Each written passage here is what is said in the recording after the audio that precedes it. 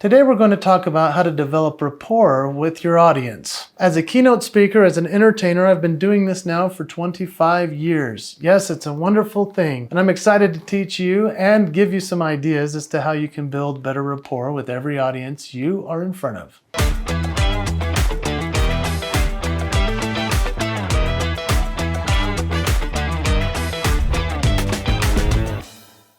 So let's talk about rapport. Maybe you haven't heard that word in a long time, but rapport is really just building some kind of connection, a trust between you and the audience. You've probably seen speakers that come out on stage and you're like, whoa, I already trust them, like them, want to be like them. There are certain people that have that power and that charisma. To build that within ourselves, a lot of things have to happen, but here are some of my favorite people that do this so well. The first one is a guy named Pat Dwyer, and his website is patdwyerwastaken.com. That's his actual website because he's so funny. Some other guy named Pat Dwyer must have bought it first. He makes me laugh every time I think about him. Bald guy, glasses. He just walks out on stage and everybody loves him immediately. He has that amount of connectivity with people. He just builds rapport just by the way he looks. Now he does this because of the way he dresses, the way he carries himself, the way he walks, the way he smiles, the way he acknowledges the audience. He kind of comes out on stage and he's just like, and everybody loves him right away. Fascinating to watch. You need to check him out. Then there's one of my best friends. His name is Sean Bott. If you go to seanbott.com, you'll see that this mentalist has some kind of superpower to be able to read the audience's mind.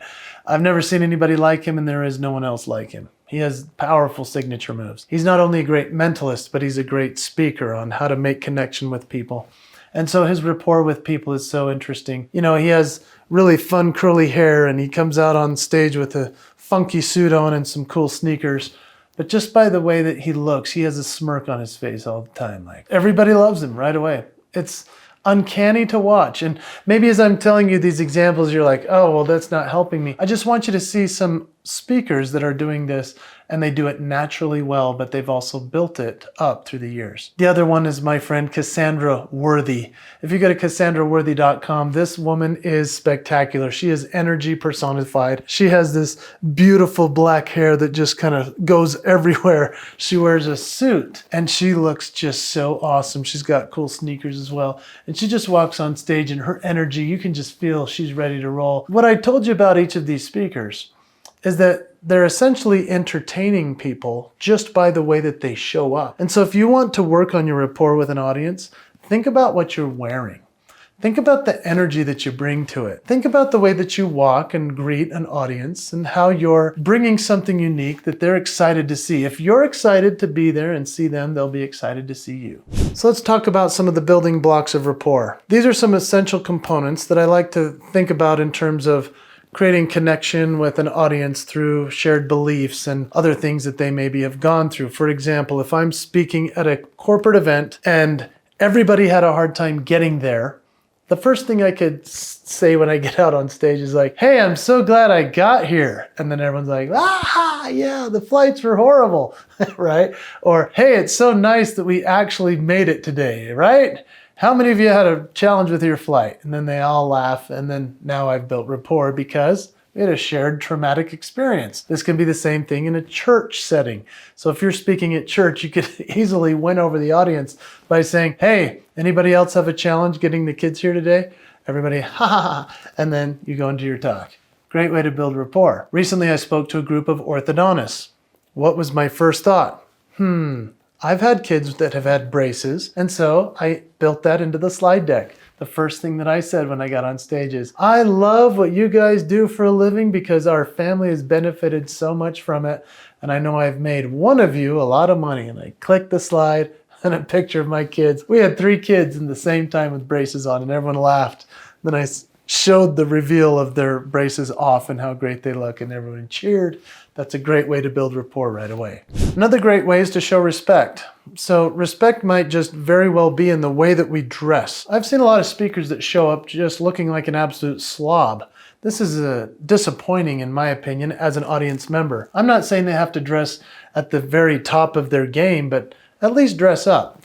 At least match what the audience has got, or at least be one level above. And so if everybody's in jeans or shorts, Well, don't wear jeans and shorts like everyone else. Dress just a little bit up. There is a fad that's gone around where speakers are going to dress as sloppy as possible. I don't encourage that, and I don't agree with it either. And then there's active listening. If you're a speaker about to go on stage and you want to build rapport fast with the audience, you need to be listening to who's speaking before you. Because if you can then insert some of the things that somebody else has said right before you went on, they'll be like, oh, he was listening. I like this guy.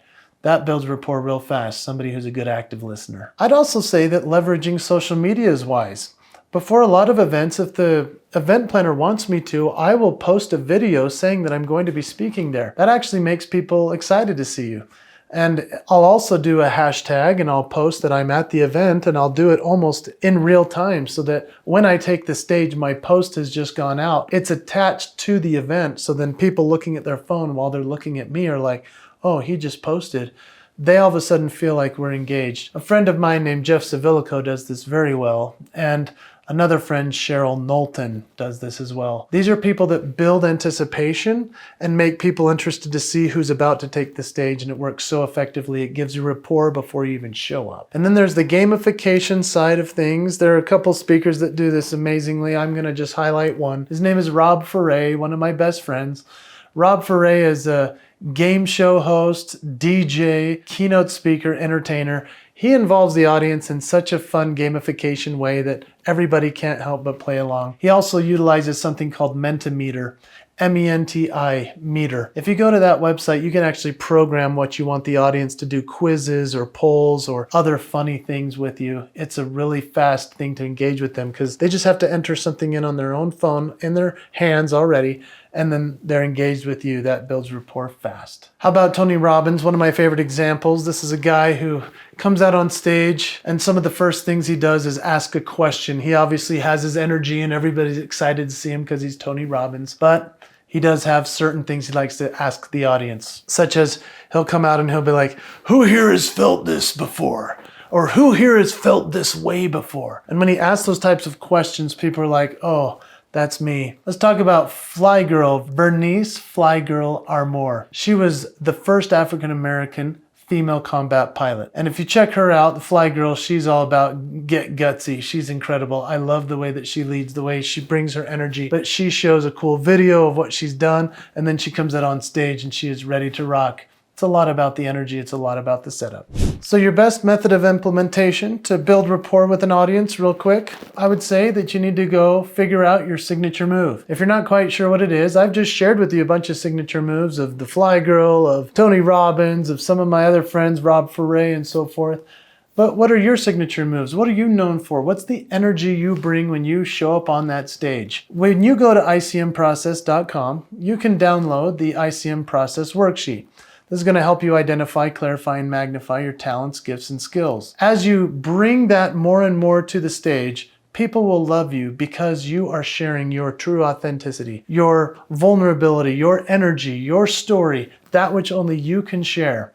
I hope that you'll go and check that out. And I hope that you'll also consider for yourself that you have talents that are so uniquely you. That's why they brought you in. And so whether it's preparation on the side of the audience with social media or meeting people outside prior to get them on your side, whether it's just showing up in the right clothing and bringing the correct energy, as you share your signature moves, that's you living the promise. And that's you building rapport with an audience unlike anybody else. I know you can do it. Thanks for joining me. Please like and subscribe.